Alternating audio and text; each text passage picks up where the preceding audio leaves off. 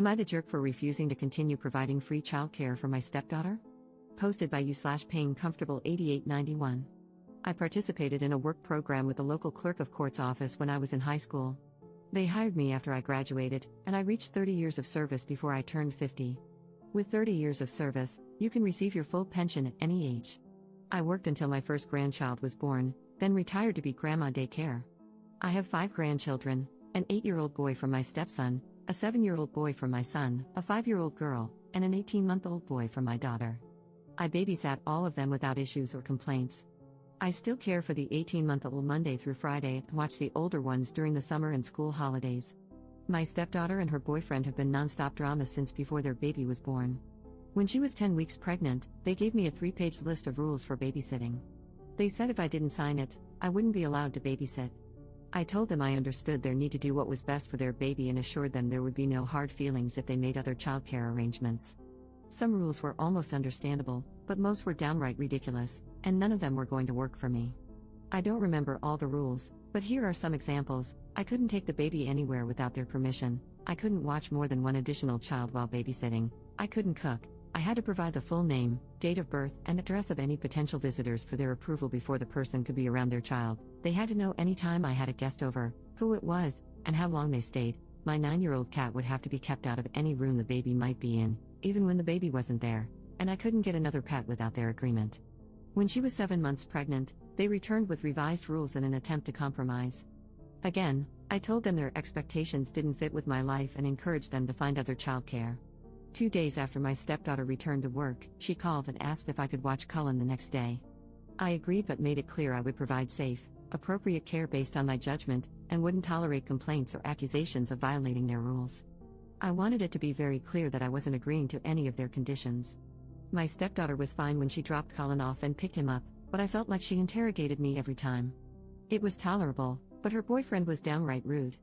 By Sunday, I would dread the start of the week because of their behavior, especially his.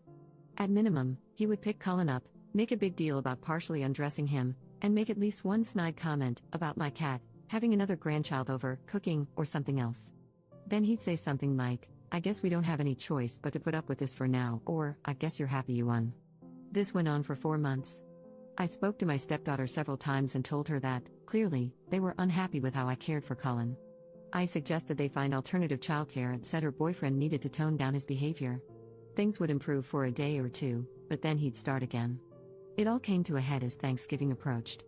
He was very vocal about not wanting me to keep all my grandchildren over the break. I made it clear there would be a couple of days when I'd have all of them and told them to make other arrangements if they had a problem. They didn't make other arrangements, and when he picked Cullen up on the first day I had all my grandkids, he was very rude. Although nothing went wrong, everyone was happy, clean, fed, and had a great day. He told Cullen he was sorry they had no choice but to leave him in an unsafe situation where he'd be neglected. I called my stepdaughter that night, told her what he'd said, and informed her they had 2 weeks to make other arrangements. I also said she needed to handle drop-offs and pick-ups, as I would refuse to babysit if her boyfriend came to drop off or pick up Cullen. Things improved when I only dealt with her. At some point, she asked if I'd watch Cullen until January because they'd found a new childcare provider who couldn't start until then. I agreed, and everything was fine while she handled the drop-offs and pickups. On New Year's Day, several people sent me a screenshot of a post her boyfriend made on social media, saying how thankful he was that they finally didn't have to worry about Cullen's safety or neglect anymore. He didn't name me or accuse me directly, but anyone who knows us knew I had been keeping Cullen. The post was clearly directed at me. I was just happy it was over. On Friday, she called and said their new childcare provider told her Cullen wasn't a good fit and couldn't return on Monday. She asked if I'd start babysitting him again. I told her I was sorry for their situation but didn't feel comfortable keeping him anymore. My husband and stepson think I should agree, provided Amanda handles drop-offs and pickups, because they believe her boyfriend is the real issue. My stepson also commented that I'd probably be more willing to move past this if it had been a conflict with my daughter's husband. For context, my pension is about $4,000 per month, plus continued health insurance. This accounts for about 40% of our household income. Am I the jerk for refusing to watch Cullen again? Update 1 day later. First, let me address the common suggestion that Amanda's boyfriend is purposely sabotaging their childcare to trap her at home. They make roughly the same amount of money and definitely can't afford to lose half their income. I seriously doubt he wants her to stay home. Second, I would never tell my stepson to find someone else to watch his child because of a simple difference of opinion. My grandson and I have a very close bond. He's the oldest, and it would break both my heart and his if he didn't come spend his holidays and summers with me. Plus, he's a huge help with the little ones when I have them all and things get hectic. I would never be so petty as to make him, and all my other grandchildren, suffer because of an adult disagreement. I sort of asked around about why they were dropped by their new sitter so quickly.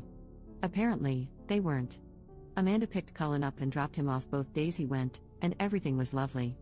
He did cry quite a bit, but they expected that to improve as he adjusted to not being held as much. My husband and stepson talked to Amanda, and she said they realized they can't afford daycare. They already made the easy changes, packing a lunch, giving up fancy coffee, etc., and his dad and her mom are both contributing about $100 per month each towards childcare. They can barely afford it, but they didn't realize you have to send everything the baby needs. I buy diapers, wipes, formula, bottles, extra clothes, etc. They just hand me the baby. They didn't realize that daycare doesn't cover all that. Also, imagine her boyfriend's surprise when he found out what the staffing ratios are in this very expensive daycare. One adult cares for 5 infants. I guess he thought someone would provide one-on-one care, along with diapers, wipes, and formula for $350 a week. My stepson relayed their almost apology. They felt overwhelmed by an infant and couldn't imagine that someone else could manage that plus other things. Cullen is going back to daycare tomorrow. Cullen's dad is selling his dirt bike, and Amanda is selling some designer clothes, handbags, and shoes to cover the cost. It'll get easier for them in 6 months when he transfers to the 1-year-old class, which is a little cheaper.